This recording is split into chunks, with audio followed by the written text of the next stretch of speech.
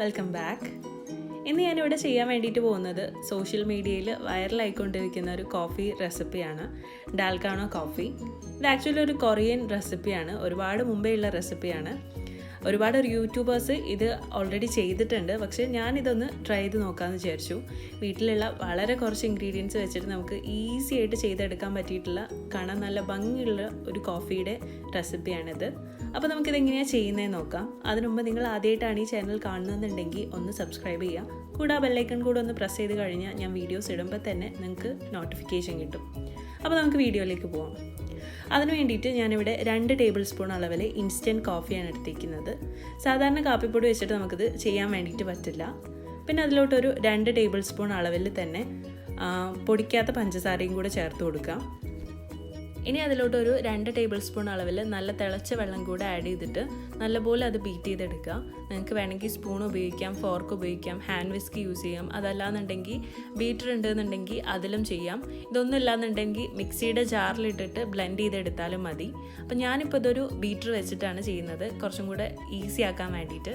ഏകദേശം ഒരു 3 മിനിറ്റിനുള്ളിൽ ഈ ഒരു അളവിൽ ചെയ്ത് കഴിഞ്ഞാൽ നമുക്കൊരു 3 മിനിറ്റിനുള്ളിൽ ഇതിൽ നിന്ന് നല്ല സ്റ്റിഫായിട്ടുള്ള ഒരു ക്രീം നമുക്ക് കിട്ടും. ആ ഒരു ക്രീം വെച്ചിട്ടാണ് നമ്മളിത് ചെയ്യാൻ പോകുന്നത്.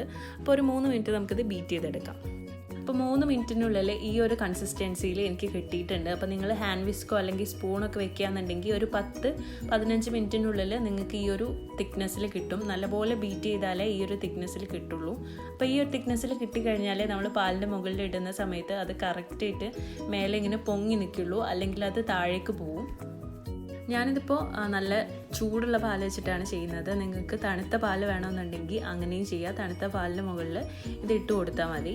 അപ്പോൾ നിങ്ങൾ എടുക്കുന്ന ഗ്ലാസിൻ്റെ ഒരു 1/4 ഭാഗം പാൽ ഒഴിച്ചതിന് ശേഷം അതിലോട്ട് ഈ ഒരു കോഫിയുടെ മിക്സ് ഇട്ട് കൊടുക്കുക.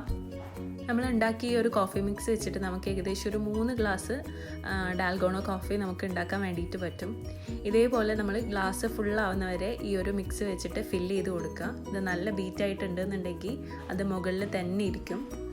ഒരു കോഫിയുടെ മിക്സ് നല്ലപോലെ സ്മൂത്തായിട്ട് വന്നു കഴിഞ്ഞാലേ നമുക്കിത് ഇതേപോലെ കിട്ടുള്ളൂ. പാലും അതേപോലെ ഈ കോഫി മിക്സും സെപ്പറേറ്റ് ആയിട്ടിരിക്കുള്ളൂ. അപ്പോൾ എല്ലാവരും ഇതൊന്ന് ട്രൈ ചെയ്ത് നോക്കുക. പിന്നെ നിങ്ങൾ കഴിക്കുന്ന സമയത്ത് ആ ഒരു കോഫി മിക്സ് പാലിലോട്ട് നല്ലപോലെ ഇളക്കി ചേർത്തിട്ട് വേണം കഴിക്കാൻ വേണ്ടിയിട്ട്. അപ്പോൾ നിങ്ങൾക്ക് ഈ വീഡിയോ ഇഷ്ടമായിരുന്നുണ്ടെങ്കിൽ ലൈക്ക് ചെയ്യുക, കമൻറ്റ് ചെയ്യുക, ഫ്രണ്ട്സ് ആൻഡ് ഫാമിലിക്കൊക്കെ ഇതൊന്ന് ഷെയർ ചെയ്ത് കൊടുക്കുക.